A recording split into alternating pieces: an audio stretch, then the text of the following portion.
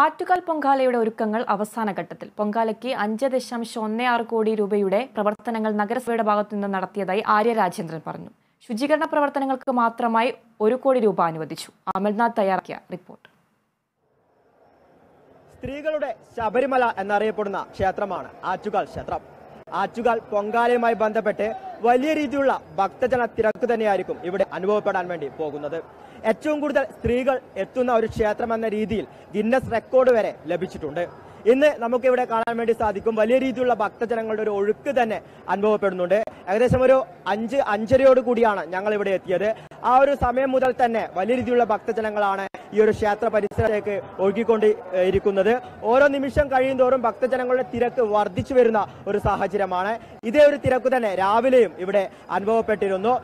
കേരളത്തിലെ വിവിധ ജില്ലകളിൽ നിന്നും ഒപ്പം തന്നെ തമിഴ്നാട് പോലുള്ള അന്യ സംസ്ഥാനങ്ങളിൽ നിന്നുമൊക്കെ ഉള്ളവർ ഭക്തജനങ്ങൾ ഈ ആറ്റുകാൽ പൊങ്കാലയുമായി ബന്ധപ്പെട്ട് മാർച്ച് 7-ന് ഇവിടെ എത്തിച്ചേരുമെന്ന് തന്നെയാണ് പ്രതീക്ഷിക്കുന്നത്. ക്ഷേത്ര പരിസരത്തും ഒപ്പം തന്നെ തിരുവനന്തപുരം നഗരത്തിലുമൊക്കെയായി വലിയ രീതിയിലുള്ള ഭക്തജനങ്ങൾ തന്നെ എത്തിപ്പെടും. എന്നാൽ അവർക്ക് വേണ്ട എല്ലാ സുരക്ഷയും ഒപ്പം തന്നെ എല്ലാ സജ്ജീകരണങ്ങളും ഒരുക്കിയിട്ടുണ്ട് എന്ന് തന്നെയാണ് നഗരസഭയുടെ ഭാഗത്തു നിന്നും ഒപ്പം തന്നെ സർക്കാരിന്റെ ഭാഗത്തു നിന്നും ലഭിക്കുന്ന അറിയിപ്പുകൾ. ഏകദേശം 5.16 കോടി രൂപയാണ് ഇവർക്ക് വേണ്ടിയുള്ള ഈ ഒരുക്കങ്ങൾക്ക് വേണ്ടി സർക്കാർ അല്ലെങ്കിൽ നഗരസഭ മാറ്റിവെച്ചിരിക്കുന്നത്. അതേസമയം തന്നെ ഇതിനു ശേഷമുള്ള ശുചിത്വ പ്രവർത്തനങ്ങൾക്കൊക്കെ വേണ്ടി 1 കോടിയോളം രൂപ മാറ്റിവെച്ചിട്ടുണ്ട്. KSEBക്കും മറ്റുമായി 20 ലക്ഷം രൂപ മാറ്റിവെച്ചിട്ടുണ്ട്. അങ്ങനെ വലിയ രീതിയിലുള്ള ഒരു മുന്നൊരുക്കം തന്നെ നഗരസഭയുടെയും സർക്കാരിന്റെയും ഭാഗത്തു നിന്ന് കാണാൻ വേണ്ടി സാധിക്കും. കാരണം വലിയ ഒരു ഭക്തജന കൂട്ടം തന്നെയായിരിക്കും അന്നേ ദിവസം ഇവിടെ ഉണ്ടാവുക എന്ന് തന്നെയാണ് മനസ്സിലാക്കാൻ വേണ്ടി സാധിക്കുന്നത്. ഏറ്റവും വലിയ ഒരു പ്രതിസന്ധി എന്ന് പറഞ്ഞാൽ ഈ ആറ്റുകാൽ പൊങ്കാലയ്ക്ക് ശേഷം ഉള്ള ആ ഒരു ശുചീകരണ പ്രവർത്തനങ്ങൾ തന്നെയായിരിക്കും.